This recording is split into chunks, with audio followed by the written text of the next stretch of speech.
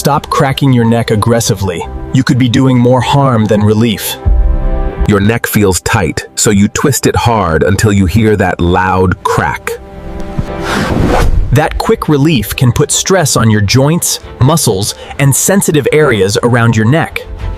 Over time, aggressive cracking can lead to more stiffness, discomfort, and even bigger problems.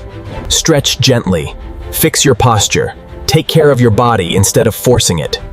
Stop cracking your neck aggressively, and subscribe for more health tips.